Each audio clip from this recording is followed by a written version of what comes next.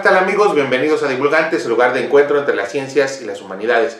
Hoy vamos a hablar de la capa de ozono como un ejemplo de enseñanza de la ciencia desde la perspectiva CTS.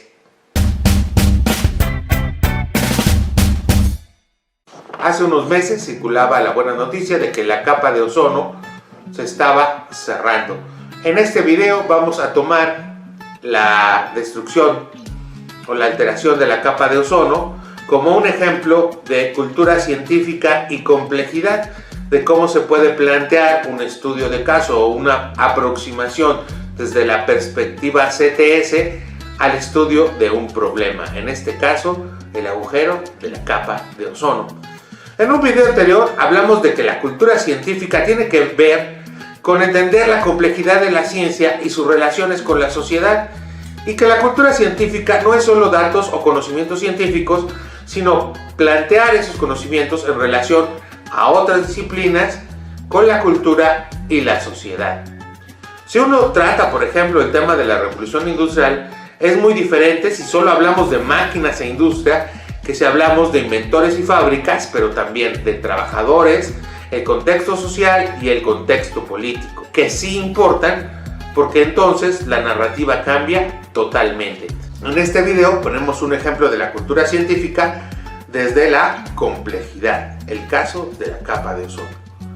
El Premio Nobel de Química de 1995 fue otorgado al mexicano Mario Molina y el estadounidense Sherwood Rowland y el holandés Paul Crutzen por sus investigaciones del papel de los clorofluorocarbonos en la química atmosférica, en especial por su efecto en el adelgazamiento de la capa de ozono. Los trabajos sobre el daño a la capa de ozono estratosférico fueron publicados en la revista Nature en 1974. Este es un ejemplo de ciencia internacional e interinstitucional, pues Sherwood Rowland trabaja en la Universidad de California, Mario Molina en el Instituto Tecnológico de Massachusetts, en el MIT, y Paul Crutzen en el Instituto Max Planck de Química de Mainz, en Alemania. Por sus descubrimientos, como ya mencioné, recibieron el 11 de octubre de 1995 el Premio Nobel de Química. Los clorofluorocarbonos son usados en la refrigeración, en el aire acondicionado y cuyo principal productor es el gigante industrial DuPont, que se comercializaba con el nombre general de Freon, un producto que representaba millones de dólares. A comienzos de la década de los 60 se fabricaban cada año 1 millón de toneladas de esta sustancia. Para acercarnos a este caso tendríamos que preguntarnos ¿qué es el ozono? El ozono es una forma poco común de átomos de oxígeno combinado. Su símbolo es O3, lo que significa 3 átomos de oxígeno químicamente enlazados. Aquí hay múltiples posibilidades y necesidades de conocimiento. ¿Cómo se forma esa molécula? ¿Por qué tiene 3 átomos? ¿Cómo se entrelazan? ¿Cuál es la diferencia con el O2? ¿Cuáles son las propiedades? Si está presente en la atmósfera o en otros lugares. ¿Qué características químicas tiene? ¿En qué cantidades? ¿Cuáles son sus propiedades? También es necesario preguntarnos qué es la capa de ozono. Se denomina capa de ozono a la zona de la estratosfera terrestre que contiene ozono. Esta capa se extiende aproximadamente de los 15 kilómetros a las 50 kilómetros de altitud y reúne el 90% del ozono presente en la atmósfera y absorbe entre 97 y 99% de la radiación ultravioleta de alta frecuencia. ¿Por qué se forma esta capa? ¿Es permanente? ¿Tiene ciclos? ¿Por qué a esa altitud? ¿Por qué absorbe la radiación ultravioleta? ¿Y esto por qué es importante? ¿Qué pasa si se reduce la capa de ozono? ¿Por qué es peligroso el adelgazamiento de la capa de ozono? ¿Qué efecto tiene en la salud? ¿Qué relación hay con el cáncer de piel, la pérdida de la vista y qué problemas causa en la naturaleza? Son temas de salud, salud pública y seguridad ambiental. También requerimos conocimientos de historia. Por ejemplo, la capa de ozono fue descubierta en 1913 por los físicos franceses Charles Fabry y Gerald Wison, y en 1970 el científico británico James Lovelock, fue el primero en detectar la presencia de clorofluorocarbonos en el aire. ¿Cómo sabemos que está ahí la capa de ozono? ¿Cómo se fue desarrollando nuestro conocimiento de la atmósfera? ¿Cómo se conoció el efecto de los clorofluorocarbonos en la capa de ozono?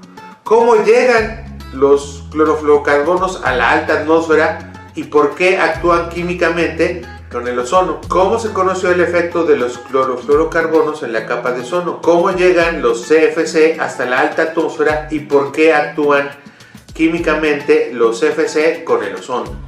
¿Qué otras sustancias destruyen el ozono? ¿En qué se usan? ¿Cómo actúan? ¿Son importantes? Entonces, esto nos lanza a los métodos de investigación científica. Por supuesto, tendríamos que saber qué es un clorofluorocarbono. El ingeniero americano Thomas Midgley desarrolló los CFC en 1928 como una alternativa para el amoníaco, el clorometano y el dióxido de azufre, que son tóxicos pero que eran de uso común en los refrigerantes. Y eso nos lleva a la industria de la refrigeración. Hacia la década de los 20, la gente creía que los frigoríficos eran algo bueno, por razones de comodidad, de salud pública y por la posibilidad de enviar frutas y verduras, productos lácteos a gran distancia. Pero ocurría que el fluido operante, el amoníaco principalmente, cuyo calentamiento y posterior enfriamiento provocaba la refrigeración, era venenoso y maloliente, y cuando se escapaba resultaba horrible. Se requería un sustituto que fuese líquido para que circulase dentro del frigorífico, pero que no causara ningún perjuicio en caso de una avería o cuando el refrigerador se daña o se convierte en chatarra. Y aquí sería interesante saber cómo funciona la refrigeración, ¿no? Cómo funcionan los refrigeradores y los congeladores. Pero también es importante saber cómo la refrigeración modificó tanto la vida cotidiana como la industria de los alimentos.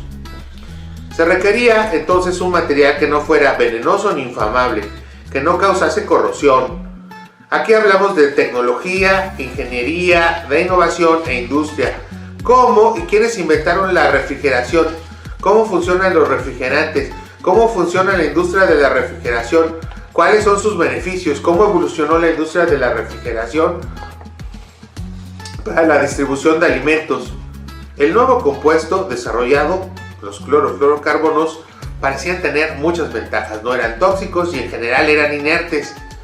Su ventaja es su peligro. Se convirtieron en el fluido principal no solo de refrigeradores, sino también de aires acondicionados. El más famoso de estos productos fue el Freon, de la marca comercial DuPont. Y esto entonces nos lleva a hablar de la industria química, de la tecnología de la refrigeración. ¿Cuáles son las características físico-químicas de los clorofluorocarbonos? ¿Cómo funcionan los CFC en la refrigeración? ¿Cómo evolucionó la industria de la refrigeración a partir del uso de los clorofluorocarbonos? ¿Y hay alternativas? ¿Cuáles son los nuevos productos, por ejemplo, que se desarrollaron después de los CFCs?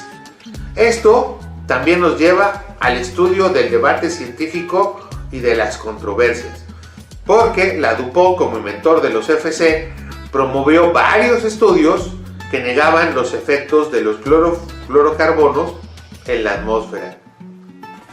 Y después intervino la Academia Nacional de Ciencias de los Estados Unidos y publicó un informe en 1976 que validaba los resultados y le daba la credibilidad a la hipótesis de Molina y Rowland.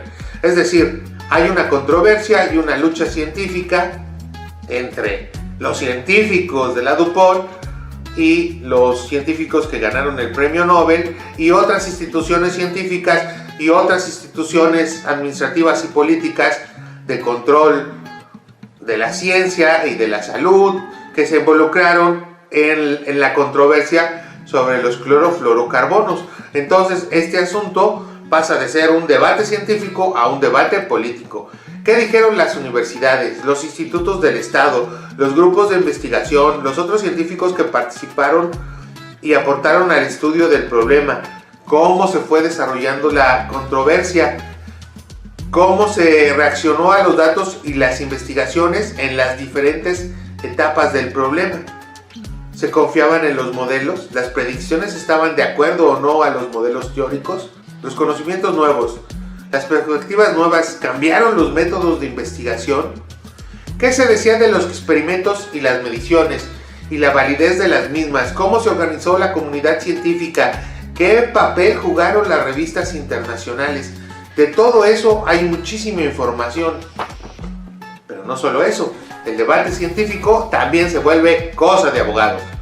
Rowland y Molina, por ejemplo, debieron testificar ante una audiencia de la Cámara de Representantes de los Estados Unidos de Norteamérica en diciembre de 1974. Es decir, la ciencia se vuelve parte de una acción política, y esa acción política incluye también la participación de abogados y cuestiones de derecho, que esa es otra beta para también estudiarla desde la perspectiva de las relaciones entre la ciencia y sociedad. También hay que pensar en la política, en las relaciones internacionales. En 1987, representantes de 43 naciones firmaron el Protocolo de Montreal y se comprometieron a reducir y eliminar los clorofluorocarbonos en el año 2000. ¿Qué tipo de acuerdos se lograron? ¿Cómo se lograron? ¿Qué naciones apoyaron la idea y cuáles no? ¿Cómo evolucionó el papel institucional? Otro acercamiento es ¿qué decían los medios? ¿Qué decía la opinión pública? ¿Cuáles son los resultados del acuerdo? ¿Y qué pasó en los medios de comunicación? Así, en este caso, tenemos involucrado a los químicos, a la industria, a los investigadores, a los periódicos, a los abogados, a los estados, a los medios de comunicación. Y se puede analizar también los clorofluorocarbonos, la capa de ozono, etc. El adelgazamiento de la capa de ozono por los clorofluorocarbonos entonces tiene múltiples posibilidades de lectura y también muchos niveles de articulación de esas lecturas que van desde disciplinas de la química, la física, las ciencias de la tierra, la sociología, la tecnología, la ingeniería, la política, la economía, la salud, la sanidad, las relaciones internacionales, la protección ambiental, la economía, el desarrollo industrial, el cambio tecnológico, la comunicación y el derecho internacional. Todas estas disciplinas a través de un solo tema. Eso es leer la ciencia desde la complejidad. La divulgación y la enseñanza de las ciencias para generar una cultura científica se basa en esta idea de articular las múltiples perspectivas y los diferentes tipos de conocimientos necesarios para una lectura compleja de estos temas, que incluye las relaciones entre la ciencia y la naturaleza, la ciencia y la sociedad, la ciencia y la industria, la ciencia y la economía, la ciencia y el derecho, la ciencia y la política. Bueno, eso fue todo por el video de hoy. No te olvides de suscribirte al canal y darle un like si te gustó el video.